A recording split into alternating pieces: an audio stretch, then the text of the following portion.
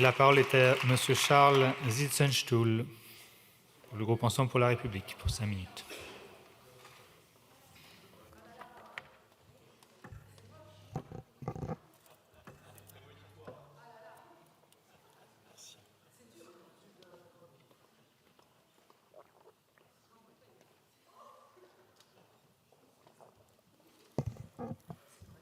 Monsieur le Président, Monsieur le Ministre, chers collègues, la proposition de résolution européenne déposée par les députés insoumis pose un débat important, celui de l'accord commercial entre l'Union européenne et le Mercosur. J'indique d'emblée que le groupe Ensemble pour la République a fait le choix de s'abstenir sur ce texte. Nous considérons que les objectifs visés par les auteurs sont largement satisfaits. En effet, le 26 novembre dernier, l'Assemblée nationale a approuvé à une majorité écrasante la déclaration du gouvernement s'opposant à l'accord UE-Mercosur. À cette occasion, les deux ministres qui étaient au banc ont rappelé la position d'opposition ferme de la France, telle que nos autorités la tiennent depuis des années. Pour notre groupe, l'accord Union européenne-Mercosur n'est toujours pas acceptable en l'état, et nous souscrivons aux déclarations du gouvernement. L'accord suscite un rejet massif dans le monde agricole français et pas simplement dans le secteur de l'élevage. Comme je l'ai souvent entendu chez moi en Alsace, l'accord avec le Mercosur est la goutte de trop, car les agriculteurs en ont assez d'être les variables d'ajustement des accords de commerce. La Commission européenne ne peut pas faire la sourde oreille et, Monsieur le Ministre, nous vous invitons à relayer, à répéter encore une fois à la nouvelle Commission ce sentiment. Nous demandons ainsi que cet accord soit revu de manière substantielle, respect des normes environnementales, notamment des accords de Paris, engagement sur la déforestation et la préservation des populations autochtones, mise en place de garanties concrètes sur les contrôles sanitaires dans les exploitations sud-américaines, renforcement des contrôles sanitaires mis en place aux frontières sur les produits agroalimentaires en provenance du Mercosur, intégration de clauses miroirs.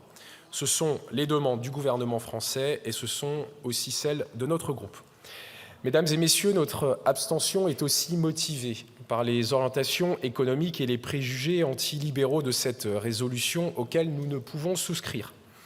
Nous ne dénonçons pas par nature, par construction, le commerce international et les traités de libre-échange comme les auteurs cherchent à le faire. Nous sommes pour le commerce entre les nations et pour la liberté des échanges. L'économie française ne peut vivre en autarcie. Le marché national et même le marché européen ne sont pas suffisants à l'expansion de l'économie française. La France a besoin de marchés mondiaux pour exporter ses produits et aussi pour importer, il faut le rappeler, ce dont elle manque, soit par défaut de ressources naturelles ou ce qu'elle n'est pas en capacité de produire. Se couper du commerce mondial, ce sera la ruine de l'économie française. De la même manière, les agriculteurs français ont besoin eux aussi d'exporter à l'international et il faut le rappeler parce que ce point est souvent oublié, éludé, passé sous silence dans le débat agricole. Ceux qui vendent le repli national aux paysans français ne leur rendent pas service. La France est une grande nation agricole d'exportation. Les producteurs de céréales, de vin, de produits laitiers, de sucre, toutes ces filières nationales sont largement exportatrices. Les couper du monde, c'est les saboter. Dénoncer tous les accords de commerce, comme cette proposition de résolution entend le faire, est donc dangereux, et dangereux aussi pour l'agriculture française. L'excédent agroalimentaire de l'Union européenne, je l'ai rappelé dans le débat tout à l'heure, en 2023, était de 70 milliards d'euros. L'excédent agroalimentaire de la France est lui de 5 milliards d'euros. Il n'est pas satisfaisant, il faut qu'il augmente, mais il reste très largement positif, et il est d'ailleurs positif, très largement positif avec les États tiers, c'est avec l'Union européenne qu'il est déficitaire. Donc nous devons bien garder un contact avec les marchés en dehors de l'Europe.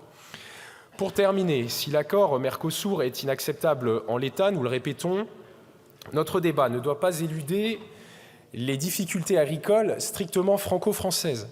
Pour retrouver de la compétitivité en agriculture, commençons par laisser nos agriculteurs produire, par alléger nos normes administratives, par baisser les cotisations sur le travail, par améliorer la structuration des filières. Mercosur ou pas, les inquiétudes et les problèmes de l'élevage sont là, ils sont connus depuis des années. La fragilité de la filière bovine n'est pas nouvelle Et je veux quand même dire que cette filière, là aussi, contrairement à ce qu'on entend parfois, reste une filière puissante et reste une filière très productive, en tout cas plus que certains ne le disent. Cette filière ne doit pas baisser les bras, elle doit aller de l'avant, et c'est pour cette raison qu'il nous semble indispensable que le plan de reconquête de notre souveraineté sur l'élevage, qui avait été lancé par l'ancien ministre Marc Fesneau, se poursuive, aille au terme de ces travaux, et plus largement, nous devons collectivement garder confiance dans les forces de l'agriculture française. Je vous remercie. Merci. La discussion générale est close.